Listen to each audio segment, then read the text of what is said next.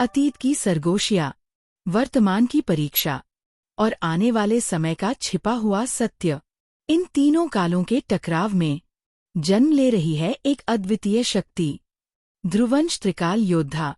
आप देख रहे हैं रामजय एस्पायर टॉक्स। शुरू करने से पहले चैनल को सब्सक्राइब करें और इस महायात्रा का हिस्सा बनें। चलिए शुरू करते हैं आज का अध्याय। एपिसोड 1111 सुहासिनी। ड्रैगन आरोहण द्वार। वह क्या है? लगता है यही प्राचीन हेवन पैलेस का एकमात्र रास्ता है।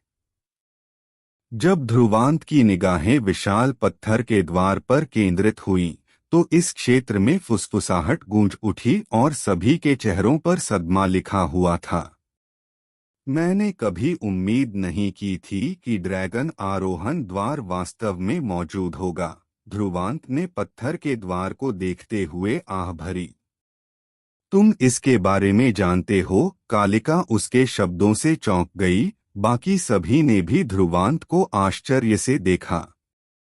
ध्रुवांत ने अपना सिर हिलाया।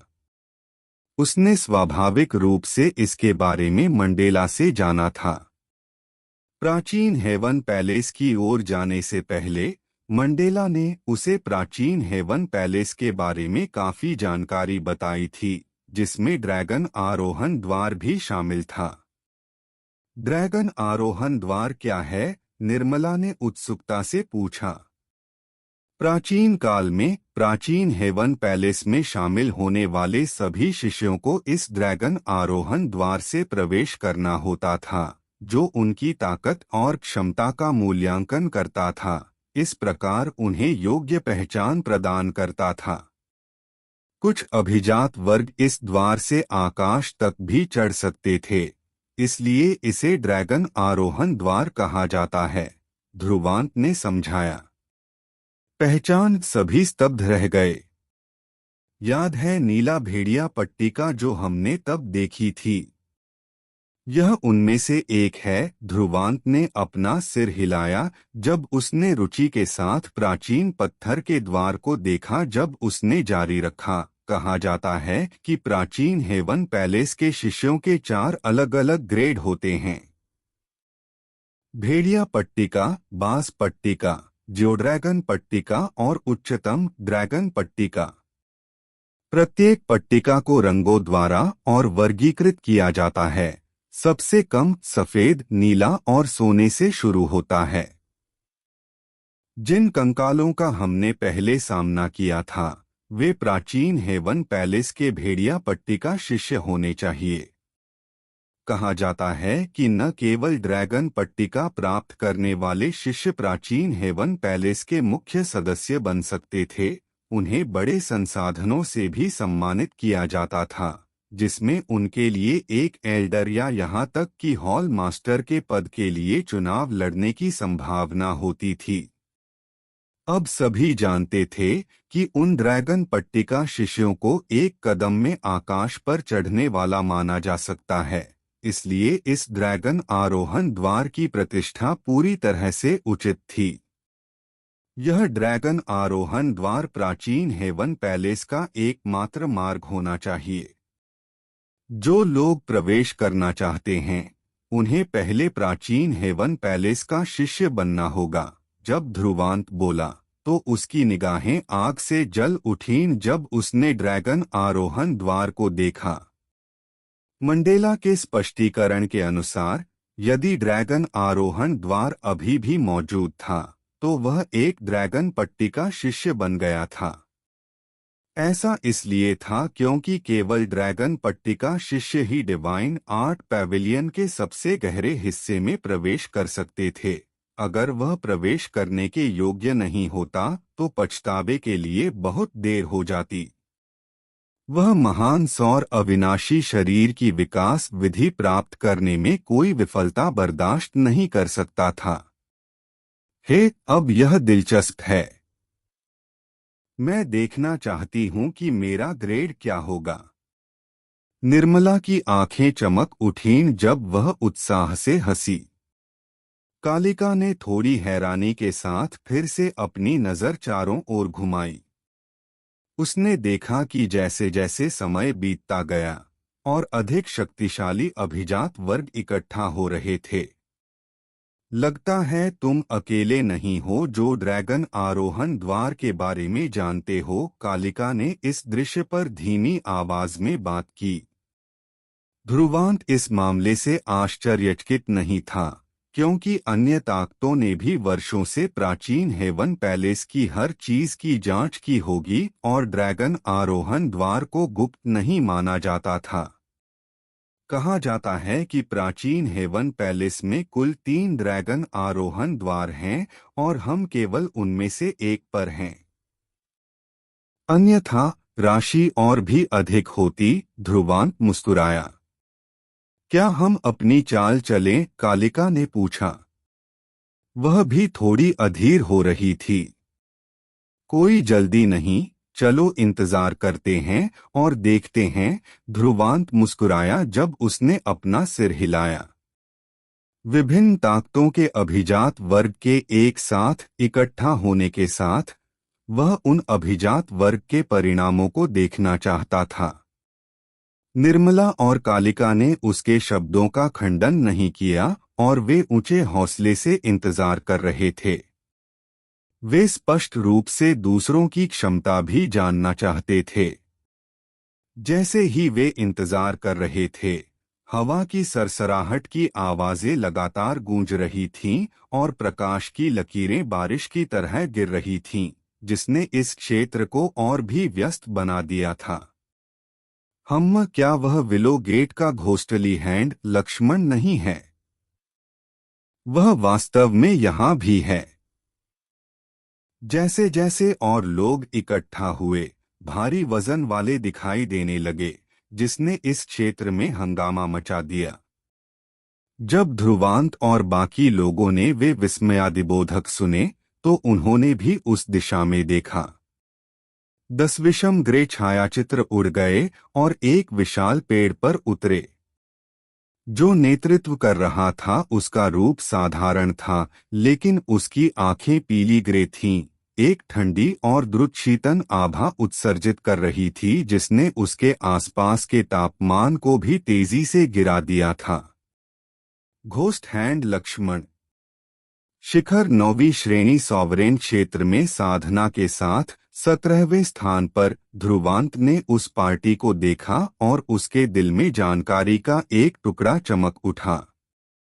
वहां विमलेश भी है जो 16वें स्थान पर है। लक्ष्मण की उपस्थिति के तुरंत बाद एक महान रोग पर सवार एक अन्य पीले वस्त्र वाले छायाचित्र ने कई विशेषज्ञों के विस्मयादिबोधक को आकर्षित किया था। उसके बाद विस्मयादिबोधक लगातार गूंजते रहे और बस कुछ ही मिनटों में शीर्ष 20 रैंकिंग से 5 से 6 अभिजात वर्ग थे। उन सभी अभिजात वर्ग की साधना शिखर 9वीं श्रेणी सॉवरेन क्षेत्र में थी, जो अवनीश से भी अधिक मजबूत थी। उनकी तुलना में ध्रुवांत, जिसने अभी अवनीश को 20वें रैंकर के रूप में प्रतिस्थापित किया था, तुलना में सुस्त था। जब वे अभिजात वर्ग प्रकट हुए, तो उन्होंने जलती हुई निगाहों से ड्रैगन आरोहण द्वार को देखा। हालांकि उन्होंने आवेग में काम नहीं किया और सबसे अच्छे अवसर की प्रतीक्षा की। जैसे जैसे समय बीतता गया, ध्रुवांत की अभिव्यक्ति अचानक बदल गई। उसने अपना सिर घुमाया और एक असामान्य निगाह से एक दिशा में देखा। ऐसा इसलिए था क्योंकि वह एक अत्यंत तेज तलवार आभा को महसूस कर सकता था जो बह रही थी। भूष। ध्रुवांत द्वारा उस तलवार आभा को महसूस करने के कुछ सांसों के बाद उसने क्षितिज के पार एक नीली तलवार को धारियां बनाते हुए देखा, इससे पहले कि वह पास की चोटी पर उतरी। जब तलवार आभा छितरी तो एक नीले वस्त्र वाला आदमी प्रकट हुआ, जिसकी पीठ के पीछे एक नीली लंबी तलवार थी। उसका रूप उत्कृष्ट था और एक बाज जैसी निगाह थी जिसने दूसरों को उनकी त्वचा में चुभन महसूस कराई। वह अपने चारों ओर एक शक्तिशाली तलवार आभा उत्सर्जित कर रहा था, जिसने आसपास के स्थान को हजारों तलवार के टुकड़ों के साथ डगमगा दिया। जब वह प्रकट हुआ तो उसने तुरंत अनगिनत निगाहें आकर्षित की थीं, विशेष रूप से उन शीर्ष 20 विशेषज्ञों की जो अभी अभी पहले पहुंचे थे। उनके चेहरे सतर्कता और डर से भरे हुए अप्राकृतिक हो गए थे। वह है। कालिका ने एक गंभीर अभिव्यक्ति के साथ अपनी आंखें सिकोड़ लीं। वह महसूस कर सकती थी कि वह व्यक्ति कितना खतरनाक था। 5वें रैंक का केशवेंद्र, ध्रुवांत ने धीरे धीरे कहा। शीर्ष 20 विशेषज्ञों को उस स्तर तक डराने में सक्षम होने के लिए 5वें रैंक के केशवेंद्र के अलावा और कौन हो सकता है? हालांकि वह व्यक्ति भी शिखर 9वीं श्रेणी सॉवरेन क्षेत्र में था, ध्रुवांत ने अनुमान लगाया कि उसकी लड़ने की ताकत शायद उस स्तर से अधिक हो गई थी। जब केशवेंद्र प्रकट हुआ तो उसने उस पर निर्देशित भयभीत निगाहों की परवाह नहीं की और फीके स्वर में ड्रैगन आरोहण द्वार को घूरता रहा। लगता है हमारे यहाँ एक शीर्षस्तरीय अभिजात वर्ग भी है, ध्रुवांत मुस्कुराया। केशवेंद्र उपस्थित सभी लोगों में सर्वोच्च रैंक था और उसका रैंक 5वां होना डालुओ महाद्वीप में शीर्ष पर माना जा सकता है। उस रैंक के साथ इसमें कोई आश्चर्य नहीं कि वह बाकी सभी की उपेक्षा क्यों कर सकता था। शायद उसकी आंखों में लक्ष्मण और बाकी जैसे शिखर 9वीं श्रेणी सॉवरेन भी उसकी आंखों में प्रवेश नहीं कर सकते थे। लक्ष्मण, विमलेश और बाकी लोग स्वाभाविक रूप से केशवेंद्र के अहंकार से नाखुश थे, लेकिन वे इसके बारे में कुछ नहीं कर सकते थे। ऐसा इसलिए था क्योंकि वे उसके प्रतिद्वंद्वी नहीं थे, भले ही केशवेंद्र केवल शिखर 9वीं श्रेणी सॉवरेन क्षेत्र में था। वह बिना किसी कारण के 5वें स्थान पर नहीं था। बस जैसे ही अनगिनत भयभीत और श्रद्धेय निगाहें केशवेंद्र पर निर्देशित थीं, स्वर्ग और पृथ्वी के बीच अचानक एक भनभनाहट की आवाज गूंज उठी। भनभनाहट की आवाजें केशवेंद्र के कानों में भी घुस गई थीं और उसका उदासीन चेहरा तुरंत बदल गया। उसने अचानक अपना सिर ऊपर उठाया और उसकी निगाहें दूरी की ओर टिकी हुई थीं। ध्रुवांत केशवेंद्र के अचानक बदलावों को भी महसूस कर सकता था और उसने अपनी आंखें सिकोड़ लीं। वह कौन है जो केशवेंद्र को भी इस तरह से भयभीत कर सकता है? क्या ऐसा हो सकता है? ध्रुवांत का चेहरा गंभीर हो गया जब उसने दूर आकाश में देखा। वह एक काले बिंदु को तेजी से क्षितिज के पार धारियां बनाते हुए देख सकता था और बस कुछ सांसों के समय में काला बिंदु पहले ही इस क्षेत्र में प्रकट हो चुका था। जैसे ही काला बिंदु पास आया, सभी ने देखा कि यह 2 जोड़ी पंखों वाला एक काला कीट है। इसने अपने चारों ओर एक अशुभ आभा उत्सर्जित की जो अत्यंत क्रूर दिख रहा था। काले कीट पर एक सफेद वस्त्र वाली महिला खड़ी थी और उसके काले बाल हवा में फड़फड़ा रहे थे जब उसने एक जेड बांसुरी पकड़ी हुई थी। उसका चेहरा मुस्कान से ढका हुआ था। वह असाधारण रूप से सौम्य और सुंदर लग रही थी। यह एक बहुत बड़ा विपरीत था जब सफेद वस्त्र वाली महिला की तुलना उसके पैरों के नीचे क्रूर और अशुभ कीट से की गई, जिसने दूसरों को विचलित कर दिया। ध्रुवांत ने सुंदरता को देखा और उसकी निगाहें गंभीर हो गईं। उसने कालिका के साथ एक नजर का आदान प्रदान किया और उसकी आंखों में डर की चमक देख सकता था। डालुओ महाद्वीप के अभिजात वर्ग में केवल एक ही व्यक्ति था जो केशवेंद्र को इतना भयभीत कर सकता था और कीड़ों का उपयोग कर सकता था। दूसरा रैंकर, जो एक कीट मास्टर भी था, सुहासिनी। उसने कभी उम्मीद नहीं की थी कि ऐसा शीर्षस्तरीय पात्र उनके क्षेत्र में भी आएगा। एपिसोड 1112 प्रारंभिक टकराव। सभी का ध्यान श्वेत वस्त्रधारी महिला पर केंद्रित था। उसके चेहरे पर एक शांत और मनोरम मुस्कान थी, जबकि उसके नीचे काले कीड़े से निकलती अशुभ आभा दूसरों को रीढ़ में सिहरन महसूस करा रही थी। इस गहरे विरोधाभास ने उसके चारों ओर एक राक्षसी हवा भर दी थी। खामोशी कुछ देर तक रही, फिर आवाजों के ज्वार से टूट गई। सभी की आंखों में एक ही समय में सदमा और श्रद्धा थी। यह वास्तव में सुहासिनी है। वह सुहासिनी है। इतनी खूबसूरत, लेकिन उसके पैरों के नीचे का काला कीड़ा शक्तिशाली लगता है। तुम क्या कहते हो? वह शुरू से ही एक कीट स्वामी है। उसकी लड़ने की क्षमता कीड़ों का पोषण करना है।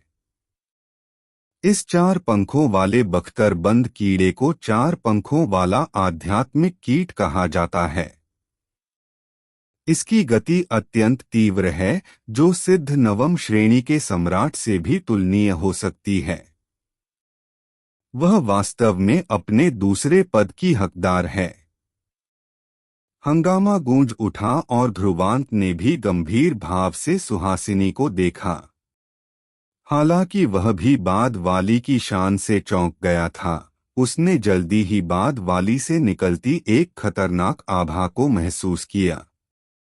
इस आभा ने ध्रुवांत को ऐसा महसूस कराया जैसे वह किसी ऐसे दुश्मन का सामना कर रहा हो जिससे उसे भारी खतरा महसूस हो। वह महिला निश्चित रूप से साधारण नहीं थी।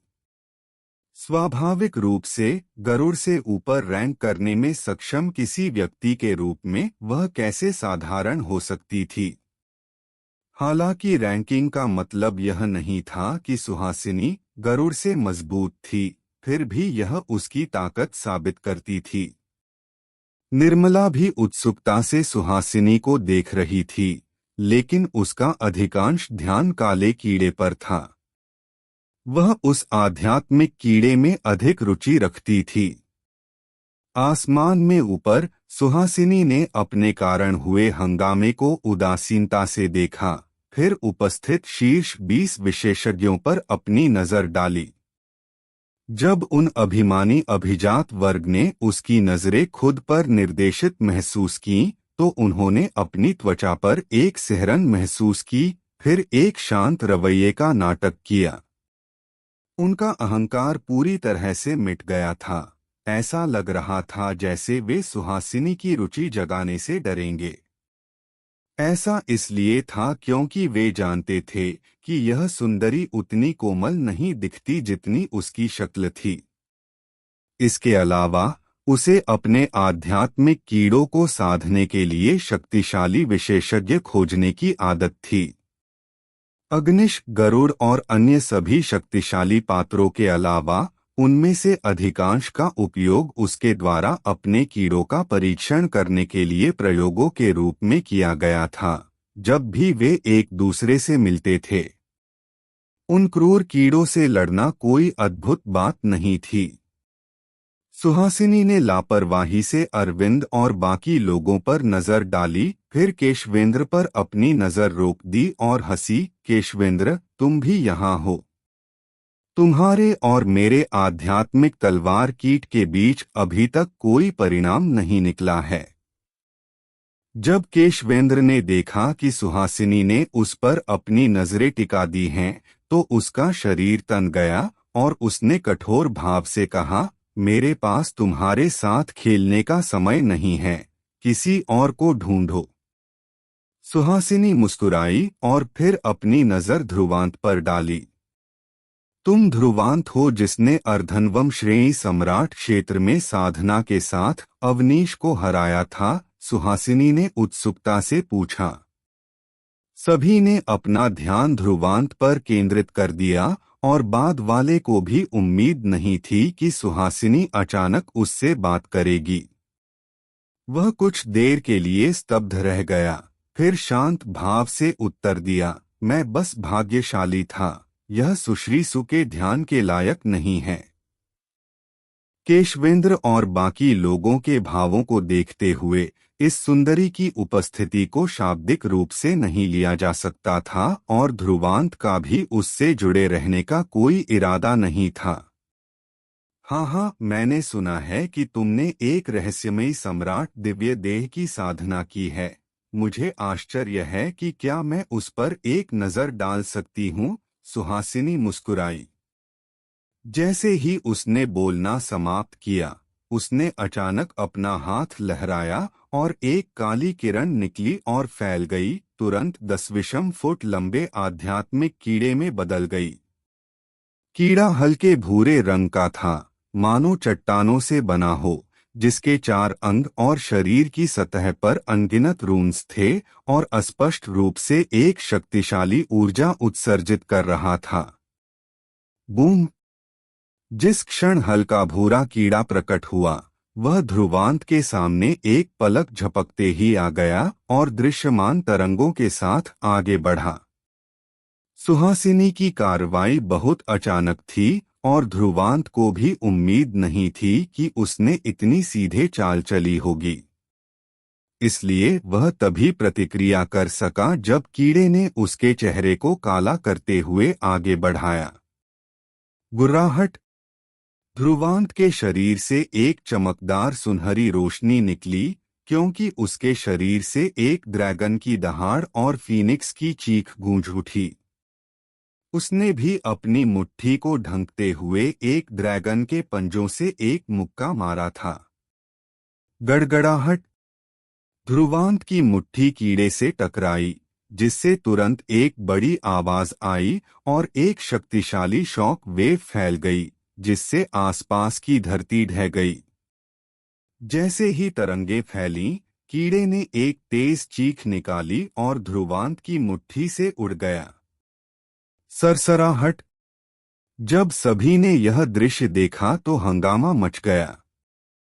उस कीड़े में निश्चित रूप से एक नवम श्रेणी सम्राट की ताकत थी, लेकिन किसी को भी उम्मीद नहीं थी कि सिर्फ एक आदान प्रदान के बाद उसे उड़ा दिया जाएगा।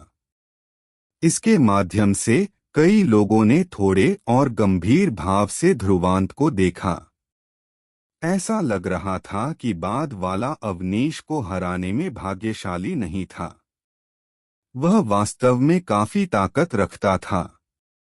दिलचस्प! सुहासिनी की आंखों में एक रोशनी चमकी जब वह धीरे से हंसी। अपना हाथ लहराते हुए एक बर्फनीला कीड़ा उड़ गया, एक सर्द आभा उगलते हुए जब वह ध्रुवांत की ओर बढ़ा।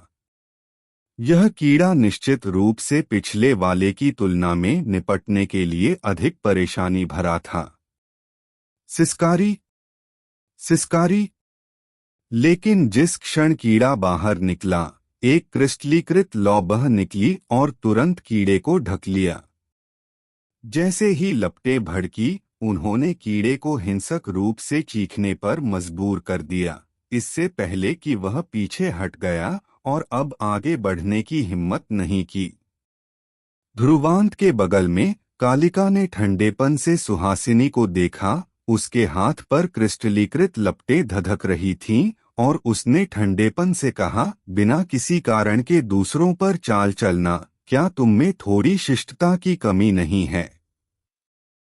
वह स्पष्ट रूप से सुहासिनी की निडर चाल से क्रोधित थी, इसलिए वह अपने शब्दों में भी विनम्र नहीं थी। सुहासिनी के पीछे मिरियड इंसेक्ट एंसेस्टर खड़ा था, लेकिन उसके कालिका के पीछे पूरा 9 अधोलोक पक्षी कबीला था। हे कालिका के शब्दों पर सुहासिनी का भाव नहीं बदला। वह धीरे से मुस्कुराई और फिर अपनी आस्तीन लहराई और अशुभ आभा की एक धार आसमान में उड़ गई। सभी देख सकते थे कि एक लाल रंग का कीड़ा उड़ गया। कीड़ा एक कनखजूरे जैसा दिखता था जिसके 1000 पैर थे क्योंकि वह आसमान में रेंग रहा था। जैसे ही उसने सांस ली, एक विशाल आध्यात्मिक ऊर्जा बह निकली और एक तूफान में बदल गई। जब कीड़ा प्रकट हुआ तो उसने कई लोगों के भाव बदल दिए थे क्योंकि वे चिल्लाए थे, यह रक्तकण खजूरा है।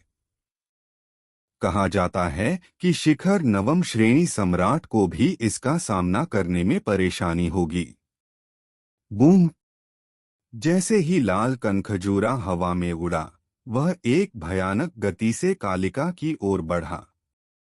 जब ध्रुवांत ने सुहासिनी को उसे न रोकते हुए देखा, तो उसकी आंखों में एक ठंडी रोशनी टिमटिमाते हुए उसका भाव तुरंत काला पड़ गया। उसकी आस्तीनें फड़फड़ाई क्योंकि आध्यात्मिक मुहरें तेजी से संघनित हुईं। अगर वह सुहासिनी जैसे किसी व्यक्ति से लड़ना चाहता था, तो उसे आध्यात्मिक व्यूहों का उपयोग करना होगा।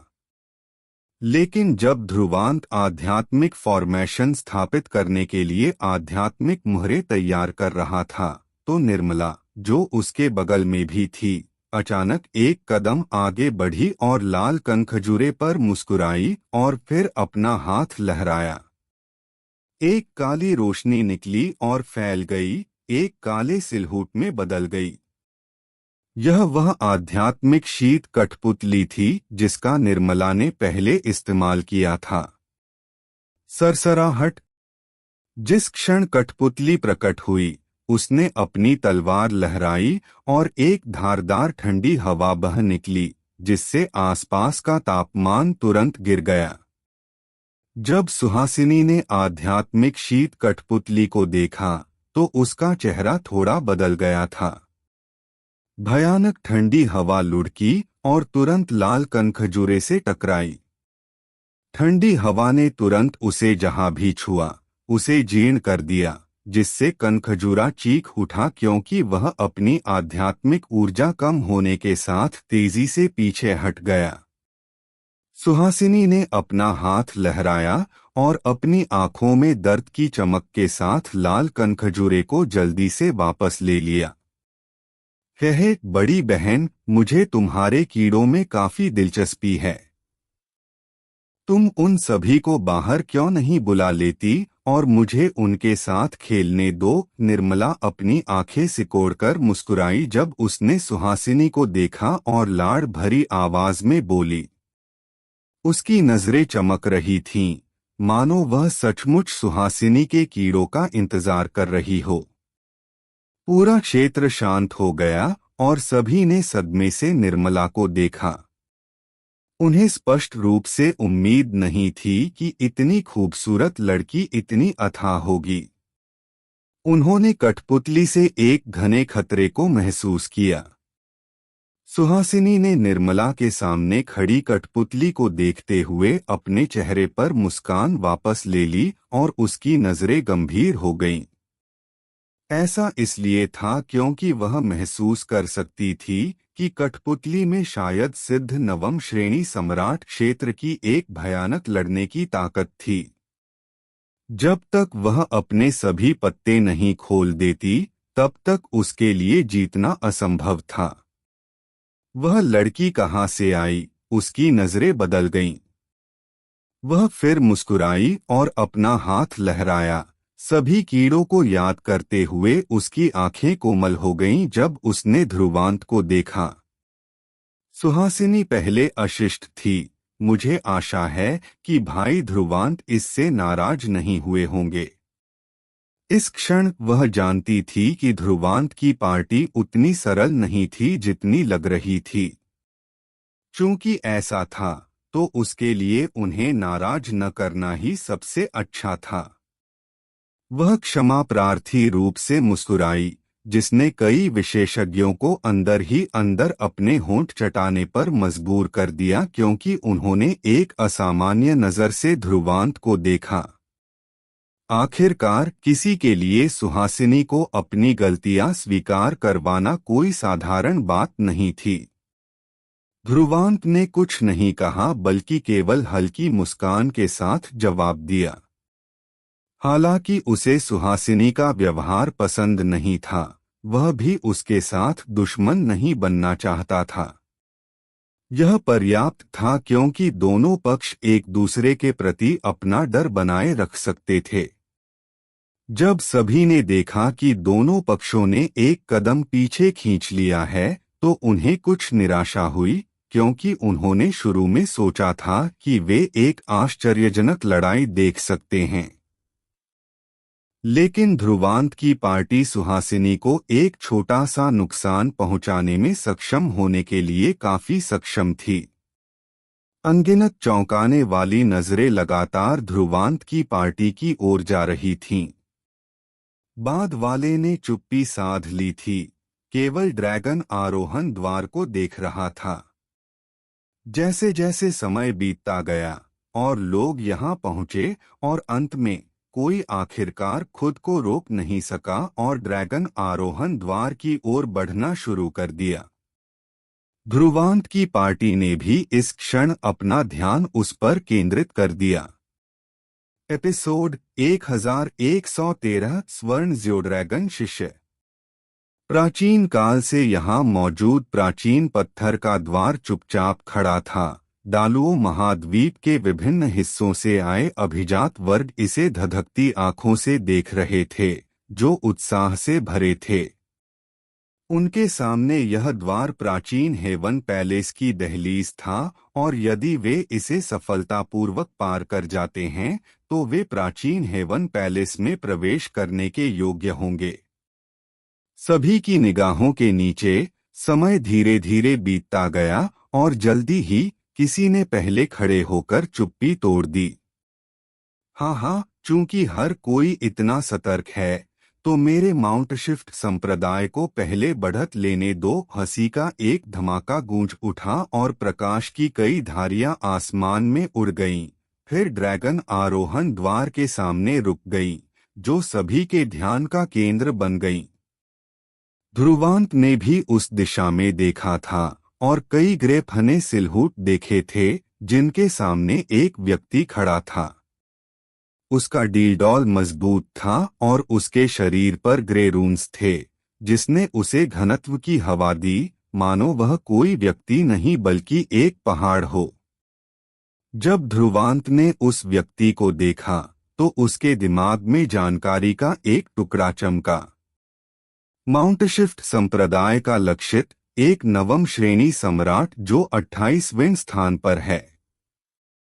लक्षित स्पष्ट रूप से बिना प्रसिद्धि के कोई नहीं था।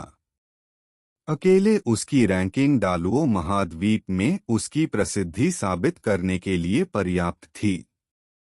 सामान्य समय में लक्षित निश्चित रूप से केंद्र बिंदु होता यदि वह प्रकट होता, लेकिन यहाँ बहुत सारे अभिजात वर्ग एकत्र हुए थे, यहाँ तक कि सुहासिनी भी मौजूद थी।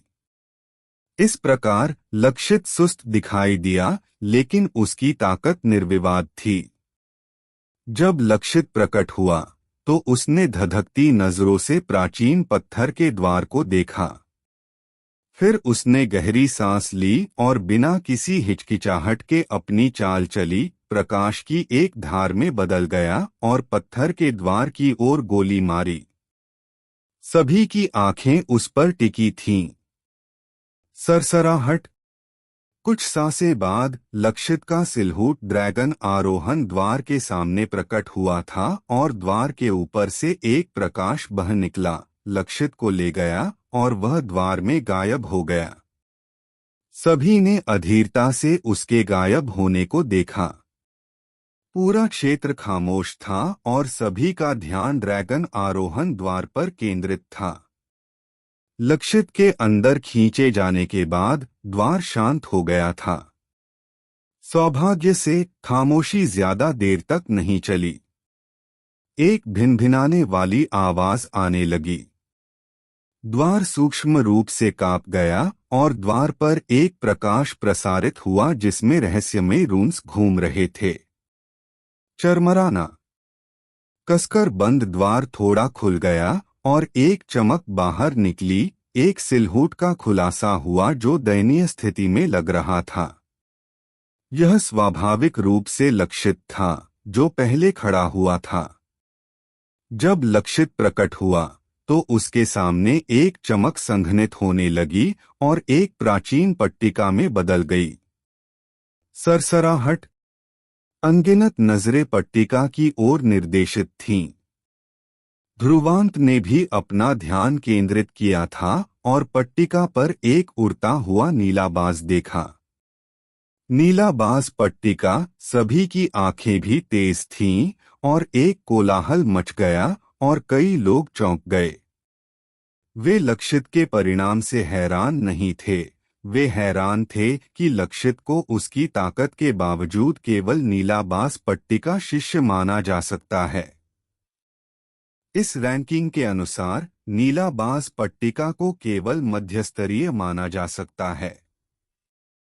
लक्षित शीर्ष 30 में रैंक करने वाला एक विशेषज्ञ था और उसे एक मुख्य व्यक्ति माना जा सकता था, चाहे वह डालुओ महाद्वीप में किसी भी बल में गया हो और उसे बहुत पोषित किया गया हो। इस प्राचीन हेवन पैलेस की आवश्यकताएं बहुत कठोर हैं, किसी ने पीला भाव लिए कहा। उनकी ताकत लक्षित से कम थी और अगर वे आगे बढ़ते तो क्या वे वुल्फ पट्टिका शिष्य नहीं होते, जो प्राचीन हेवन पैलेस में खाद्य श्रृंखला के निचले भाग में थे। लगता है ड्रैगन पट्टिका शिष्य आसान नहीं है। ध्रुवांत का चेहरा गंभीर हो गया जब उसने कालिका के साथ नजरें मिलाईं। ड्रैगन पट्टिका शिष्य की तो बात ही छोड़िए, जो ड्रैगन पट्टिका भी आसान नहीं है। आखिरकार यह प्राचीन हेवन पैलेस कभी डालुओ महाद्वीप का शासक था। कालिका असहाय रूप से मुस्कुराई। ध्रुवांत ने अपना सिर हिलाया, लेकिन उसे यह विश्वास करना बहुत कठिन नहीं लगा। प्राचीन हेवन पैलेस की नींव के साथ साधारण अभिजात वर्ग को केवल सामान्य माना जा सकता था। केवल वे वास्तव में शीर्षस्तरीय पात्र ही बाहर खड़े हो सकते थे। सभी खेदजनक नजरों का सामना करते हुए लक्षित ने नीलाबास पट्टिका को देखा और कड़वाहट से मुस्कुराया। वह स्वाभाविक रूप से इस परिणाम से कुछ असंतुष्ट महसूस कर रहा था, लेकिन वह केवल ड्रैगन आरोहण द्वार की कठिनाई पर आहें भर सकता था। लक्षित ने अपना हाथ बढ़ाया और पट्टिका को पकड़ लिया और पट्टिका से एक नीली चमक खिल उठी, उसे ढक लिया और उसे प्रकाश की एक नीली धार में बदल दिया। जब आध्यात्मिक फॉर्मेशन में आध्यात्मिक रेखाओं ने नीली चमक को छुआ तो फॉर्मेशन ने एक रास्ता खोल दिया और लक्षित आध्यात्मिक फॉर्मेशन में गायब हो गया। वह अंदर चला गया। सभी ने इस दृश्य पर अपनी आंखें चौड़ी करीं और उनके चेहरों पर खुशी थी।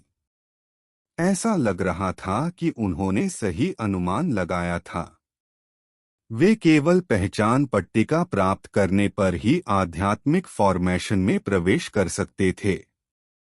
लक्षित के गायब होने को देखते हुए उन्होंने जो पहले देखा था वह एक भ्रम हो सकता है और केवल आध्यात्मिक फॉर्मेशन से गुजरकर ही वे वास्तविक प्राचीन हेवन पैलेस देख सकते थे। एक पल में माहौल उबल गया और सभी ने भारी राहत महसूस की। सरसराहट। माउंटशिफ्ट संप्रदाय के विशेषज्ञ भी बिना किसी हिचकिचाहट के ड्रैगन आरोहण द्वार में घुस गए, लेकिन केवल 10 विषम सांसों में वे दयनीय तरीके से उड़ गए। उन सभी ने नीला भेड़िया पट्टिका प्राप्त की थी, जो स्पष्ट रूप से लक्षित से कमतर थी।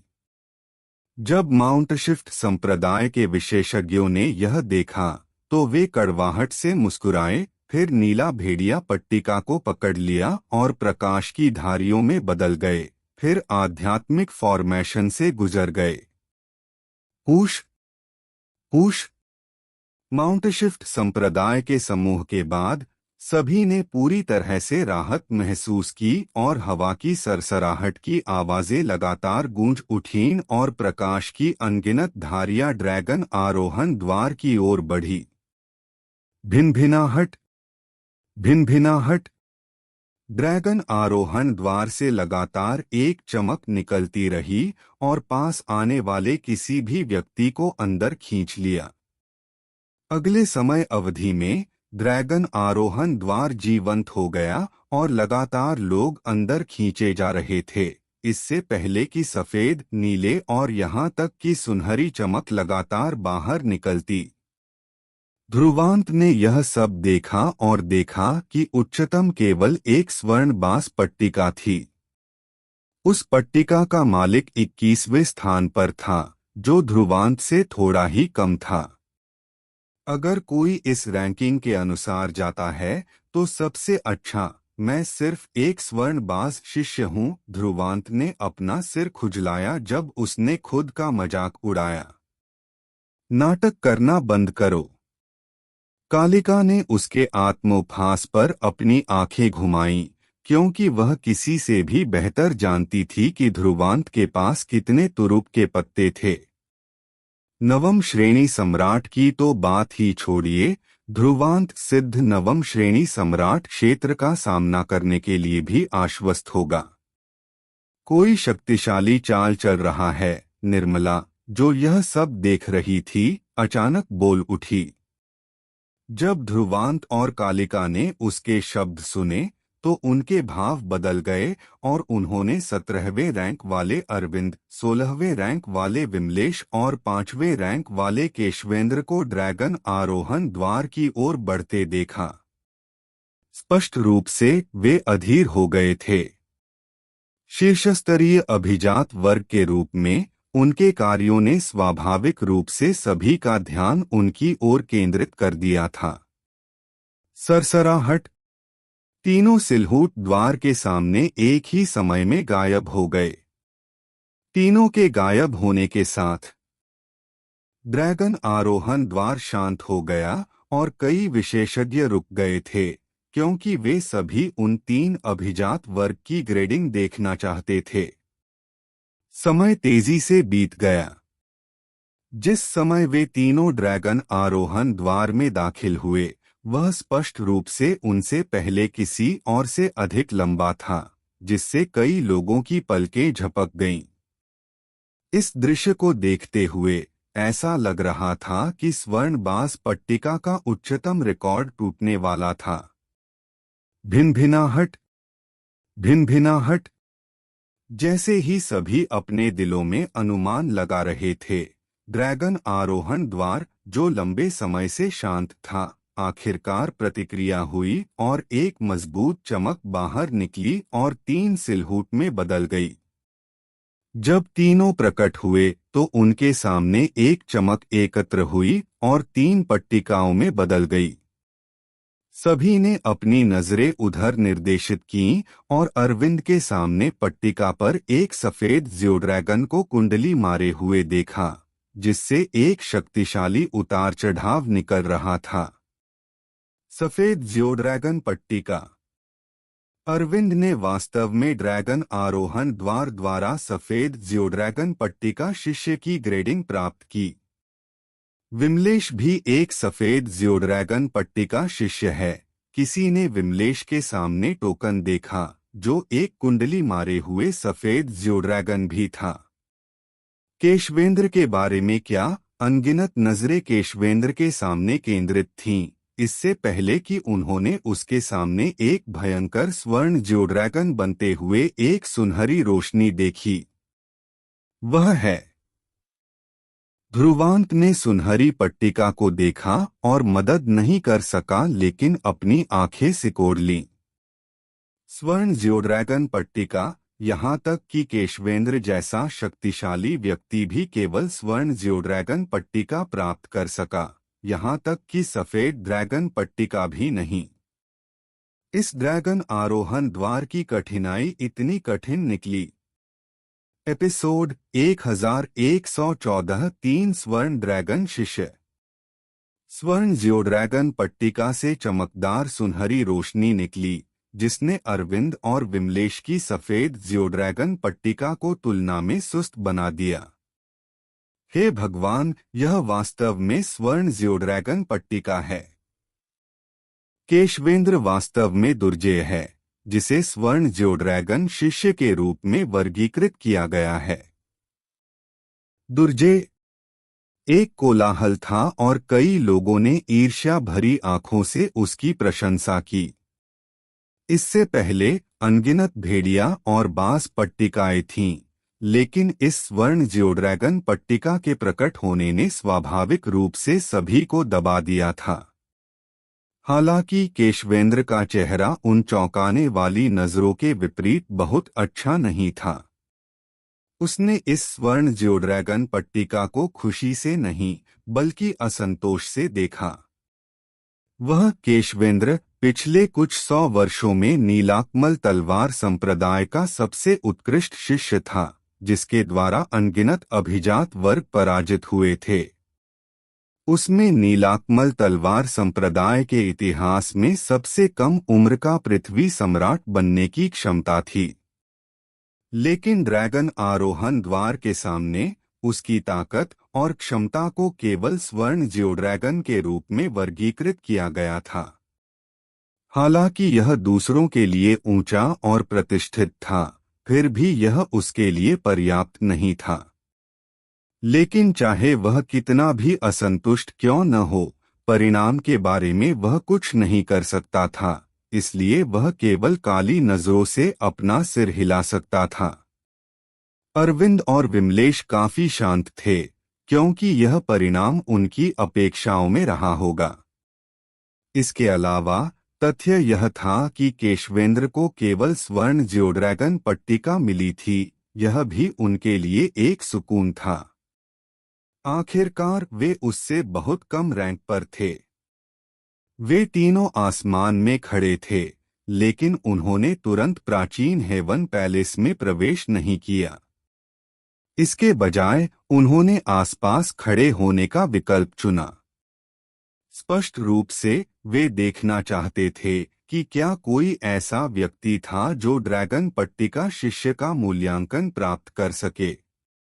उसी समय उन्होंने सुहासिनी की दिशा में देखा।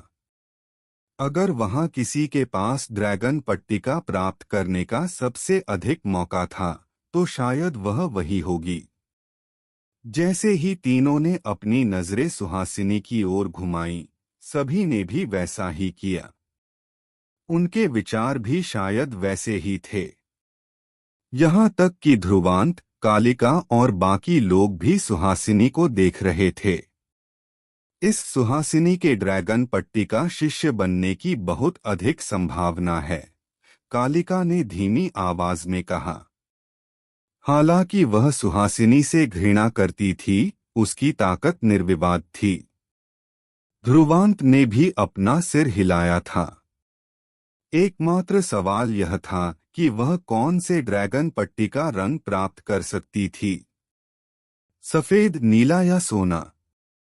सभी की निगाहों के नीचे सुहासिनी ने उत्सुकता भरी आंखों से ड्रैगन आरोहण द्वार को देखा। स्पष्ट रूप से उसके भी वही विचार थे। इस प्रकार वह धीरे से मुस्कुराई और अपने पैरों को थपथपाया। फिर 4 पंखों वाला कीड़ा बिना किसी हिचकिचाहट के उड़ गया, प्रकाश की एक काली धार में बदल गया और ड्रैगन आरोहण द्वार के सामने प्रकट हुआ, इससे पहले कि उसे अंदर खींच लिया गया। सुहासिनी के गायब होने से स्वर्ग और पृथ्वी शांत हो गए थे। सभी ने ड्रैगन आरोहण द्वार पर अपनी आंखें चौड़ी कर ली थीं। उन्हें पूर्वाभास था कि सुहासिनी एक शक्तिशाली रिकॉर्ड बनाएगी। मुझे आश्चर्य है कि ड्रैगन आरोहण द्वार क्या परीक्षण कर रहा है, कालिका ने ड्रैगन आरोहण द्वार को देखते हुए कहा। ध्रुवांत ने अपना सिर हिलाया। यह ड्रैगन आरोहण द्वार प्राचीन काल से एक संत कलाकृति है, इसलिए परीक्षण सरल नहीं होगा। कालिका ने सहमति में सिर हिलाया, लेकिन इस संत कलाकृति को स्पष्ट रूप से भारी क्षति हुई थी जब प्राचीन हेवन पैलेस नष्ट हो गया था। अन्यथा इसमें मूल्यांकन के प्रदर्शन से अधिक होता। चलो इंतजार करते हैं। ध्रुवांत ने चुपचाप प्राचीन पत्थर के द्वार को देखा। खामोशी 10 मिनट तक चली, जो उससे पहले किसी से भी कहीं अधिक थी। अचानक द्वार कांप गया और सभी के दिल उछल पड़े, इससे पहले कि उन्होंने अपना ध्यान उस ओर केंद्रित किया। भिनभिनाहट, भिनभिनाहट। ड्रैगन आरोहण द्वार से एक चमक निकली। इससे पहले कि कसकर बंद द्वार थोड़ा खुल गया और एक असीम चमक बाहर निकली। उस चमक का घनत्व किसी और से भी ज्यादा मजबूत था। गुर्राहट। प्रकाश का एक चमकदार स्तंभ आसमान में उड़ गया, जिसके चारों ओर एक ड्रैगन कुंडली मारे हुए दहाड़ रहा था, जो स्वर्ग और पृथ्वी के बीच गूंज उठा। सभी ने इस दृश्य पर अपनी आंखें सिकोड़ लीं।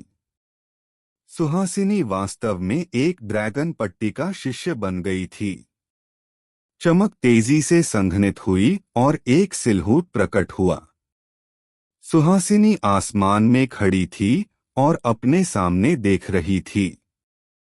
चमक एक प्राचीन टोकन में संघनित हो गई थी, जिस पर एक ड्रैगन कुंडली मारे हुए था, एक गहरा नीला ड्रैगन।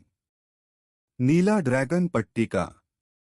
सभी ने अपनी आंखें सिकोड़ लीं और गहरी सांस ली, इससे पहले कि कई लोगों ने उसकी प्रशंसा की।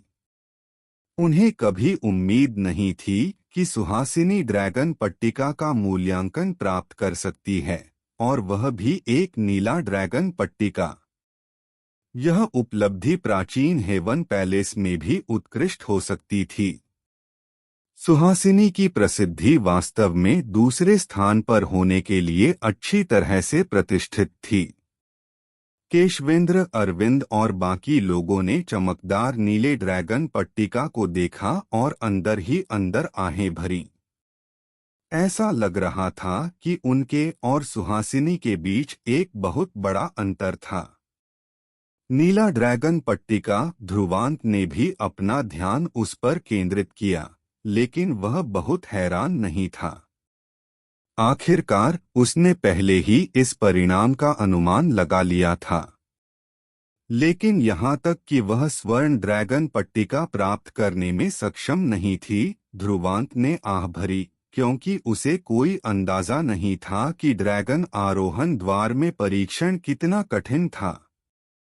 अनगिनत श्रद्धेय नजरों को महसूस करते हुए सुहासिनी ने अपने सामने नीले ड्रैगन पट्टिका को देखा और थोड़ा सा भौहें सिकोड़ी। जैसे ही वह बोलने वाली थी, उसका चेहरा अचानक बदल गया और उसने अचानक अपना सिर उठाकर दूर क्षितिज में देखा। ध्रुवांत और बाकी लोगों ने भी कुछ महसूस किया था और उन्होंने भी उसी दिशा में देखा। प्रकाश का एक सुनहरा स्तंभ आसमान में उड़ गया, जिसके चारों ओर एक सुनहरा ड्रैगन कुंडली मारे हुए था। स्वर्ण ड्रैगन पट्टिका। विस्मय की आवाजें गूंज उठीं। क्या किसी ने दूसरे ड्रैगन आरोहण द्वार पर स्वर्ण ड्रैगन शिष्य प्राप्त किया था? वह निश्चित रूप से अग्निश होना चाहिए, किसी ने बिना किसी हिचकिचाहट के कहा।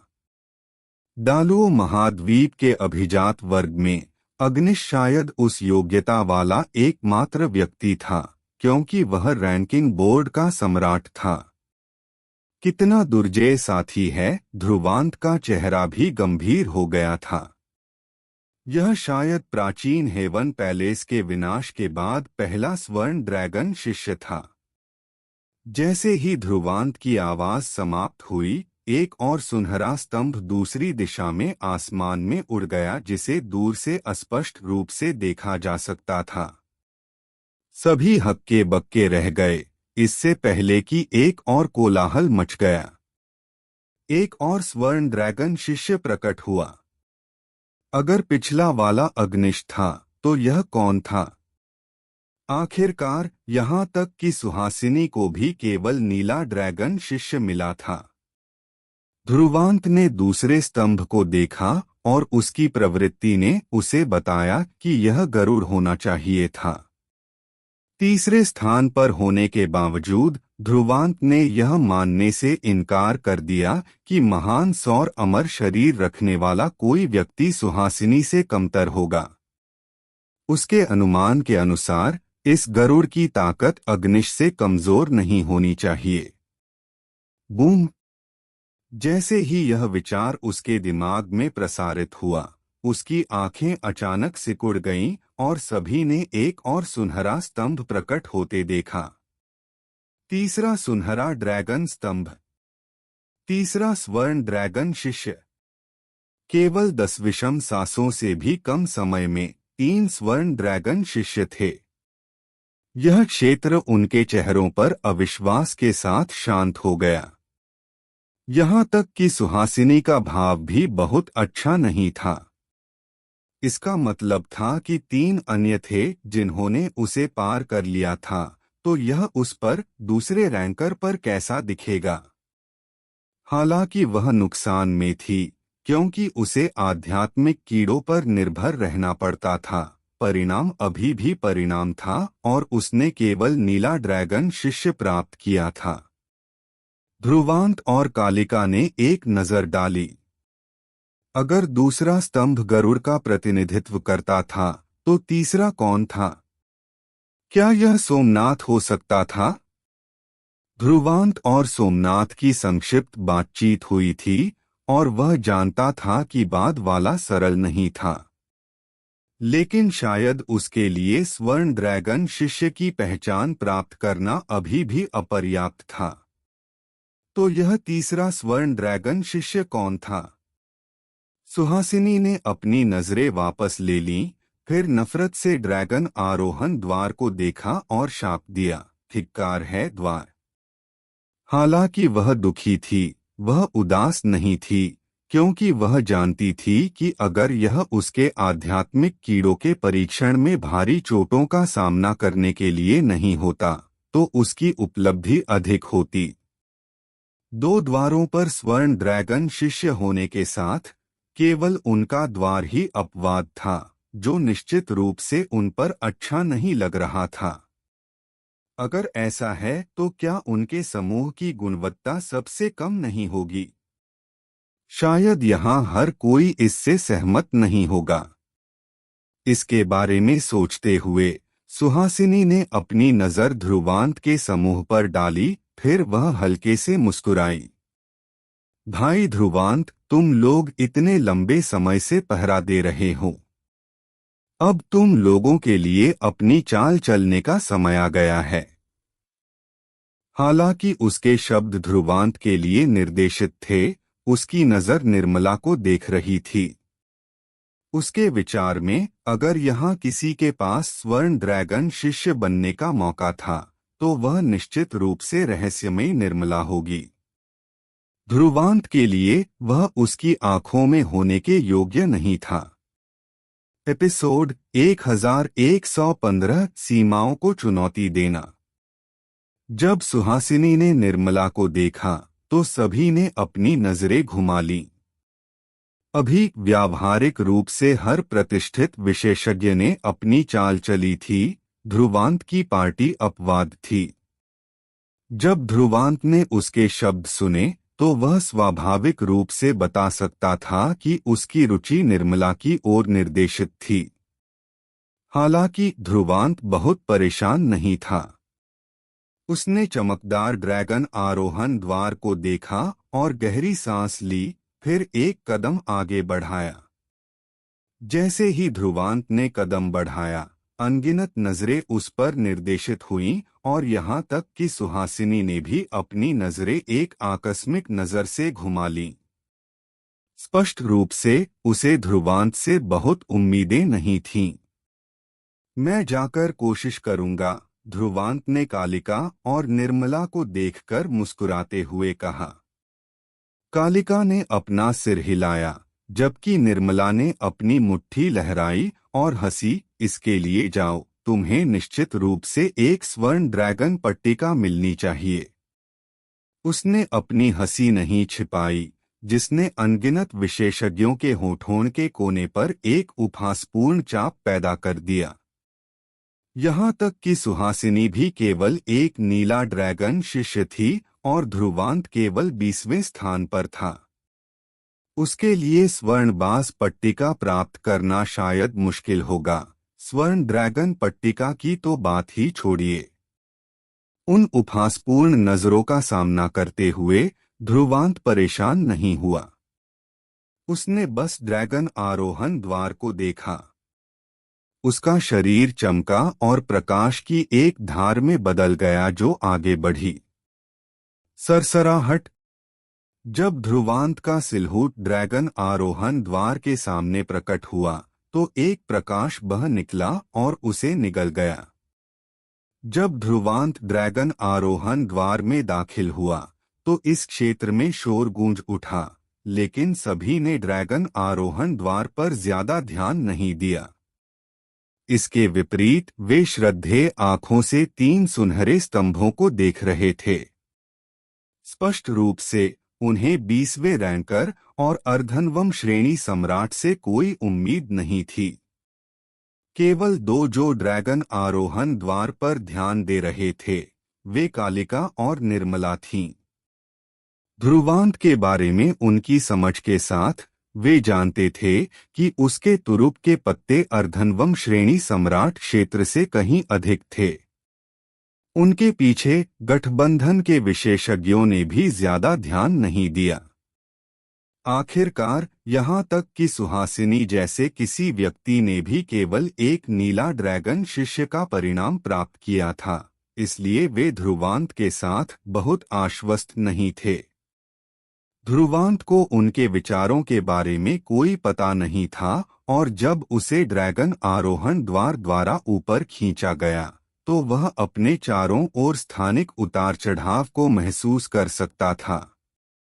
जब तीव्र प्रकाश छितराया तो वह पहले ही एक विशाल मंच पर प्रकट हो चुका था। यह असीम क्षितिज एक प्राचीन वातावरण से भरा था जिस पर निशान छोड़े गए थे, मानो इस स्थान पर अनगिनत लड़ाइयां हुई हों। यह ड्रैगन आरोहण द्वार का परीक्षण स्थल है। ध्रुवांत ने चौक को देखा, फिर अचानक दूर देखा। उसने 10 विषम पत्थर के स्तंभ देखे। प्रत्येक पर एक पत्थर की मूर्ति थी जो अत्यंत जीवंत लग रही थी, मानो वे वास्तविक जीवित प्राणी हों जो अस्पष्ट रूप से आश्चर्यजनक आध्यात्मिक ऊर्जा उतार चढ़ाव उत्सर्जित कर रहे हों। ध्रुवांत ने पत्थर की मूर्तियों को देखा और जान गया कि ड्रैगन आरोहण द्वार का परीक्षण क्या था।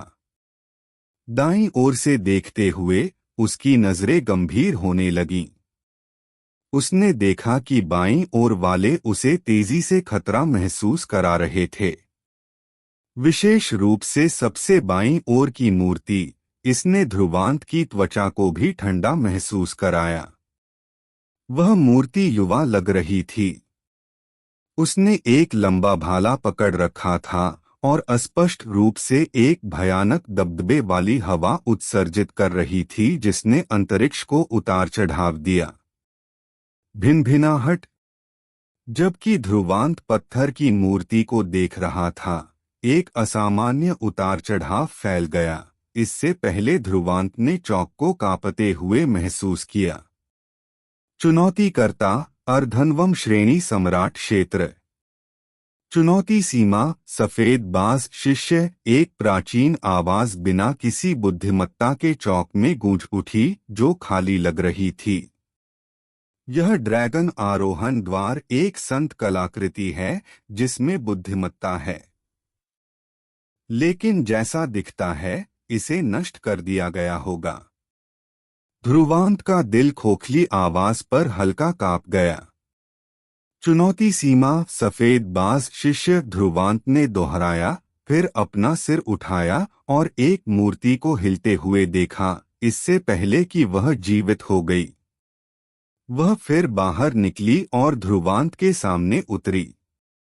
वह मूर्ति एक भारी कवच पहने हुए थी जो एक लोहे के टॉवर जैसा दिखता था और एक भयानक शक्ति उत्सर्जित हो रही थी जिसने जमीन को कांपने पर मजबूर कर दिया। अर्धनवम श्रेणी सम्राट। ध्रुवांत ने एक नजर डाली और उस मूर्ति की ताकत को महसूस किया। वह अचानक समझ गया कि क्या हो रहा था। पता चला कि ड्रैगन आरोहण द्वार चुनौतीकर्ता को उनकी साधना शक्ति के आधार पर सीमित करेगा।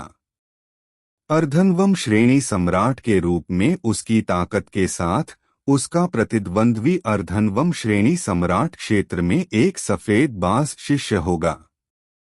अगर ऐसा है तो सुहासिनी के पास ड्रैगन शिष्य को चुनौती देने की सीमा होनी चाहिए। क्या मुझे उनसे एक एक करके लड़ना होगा? ध्रुवांत बुदबुदाया। बूम!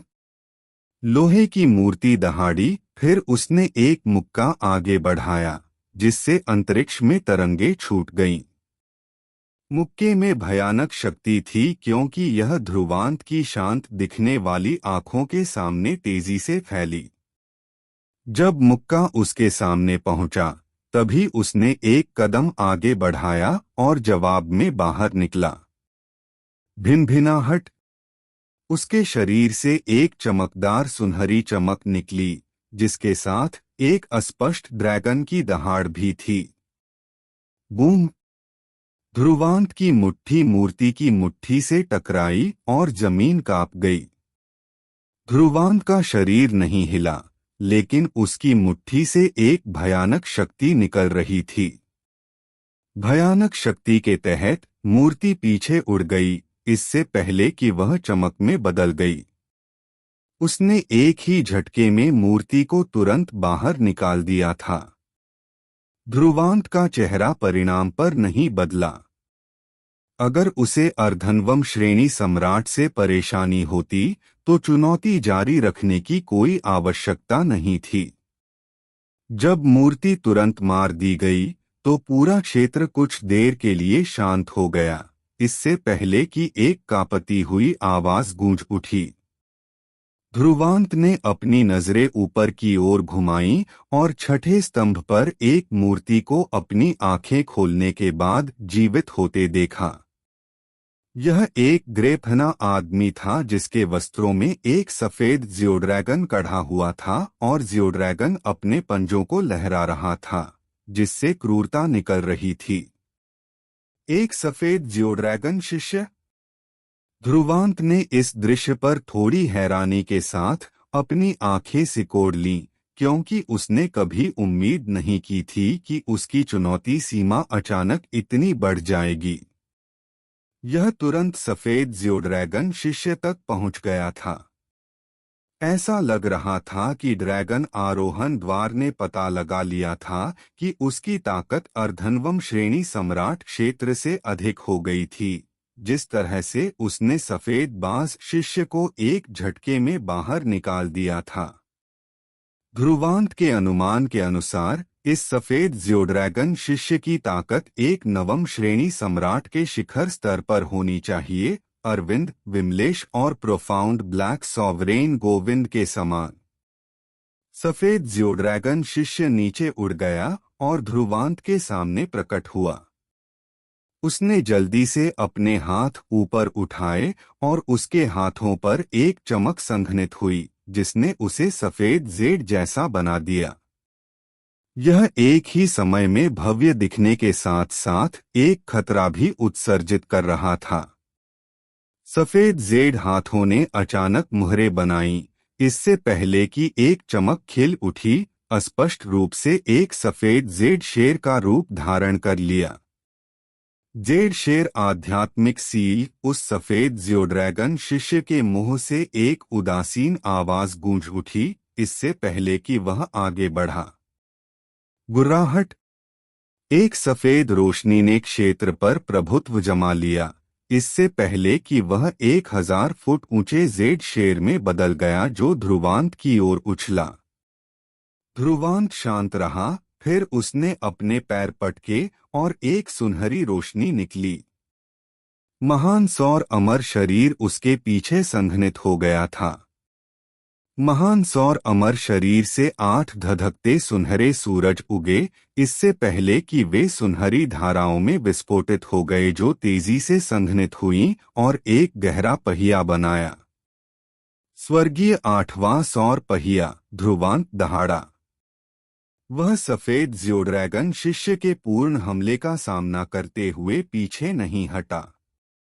उसने पूर्ण आक्रामक और रक्षात्मक चाल का संयुक्त उपयोग किया था। बूम! जेड शेर आगे उछला और पहिए से टकराया।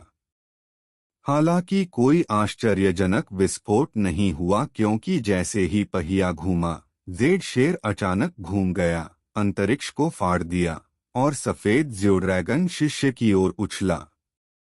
बूम! आध्यात्मिक ऊर्जा का एक तूफान आगे बढ़ा और जेड शेर के हमले के तहत सफेद ज़्योड्रैगन शिष्य ढह गया, इससे पहले कि वह प्रकाश की चमक में बदल गया। सफेद ज़्योड्रैगन शिष्य पराजित। ध्रुवांत महान सौर अमर शरीर पर खड़ा था, इससे पहले कि सुनहरी रोशनी धीरे धीरे उसके शरीर से पीछे हट गई। उसने लुप्त होते सफेद ज़्योड्रैगन शिष्य को नहीं देखा, बल्कि उम्मीद में अपनी आंखें सिकोड़ लीं। वह जानना चाहता था कि ड्रैगन आरोहण द्वार उसे आगे कौन सी चुनौतीपूर्ण सीमाएं देगा। खामोशी 10 विषम सांसों तक चली, इससे पहले कि ध्रुवांत ने आखिरकार जमीन को कांपते हुए महसूस किया। उसने फिर अपना सिर उठाया और बाईं ओर से तीसरे स्तंभ को जागते हुए देखा। मूर्ति की आस्तीन पर एक सफेद ड्रैगन बैठा था, जिसने लहरों के समान एक शक्तिशाली दबाव उत्सर्जित किया और पूरे चौक पर हावी हो गया। यह है एक सफेद ड्रैगन शिष्य। अगर कहानी पसंद आई हो तो रामजय एस्पायर टॉक्स को सब्सक्राइब जरूर करें। आगे क्या होने वाला है, यह जानने के लिए हमारे साथ बने रहें और सुनते रहिए। मिलते हैं अगले भाग में। ध्रुवांश त्रिकाल योद्धा।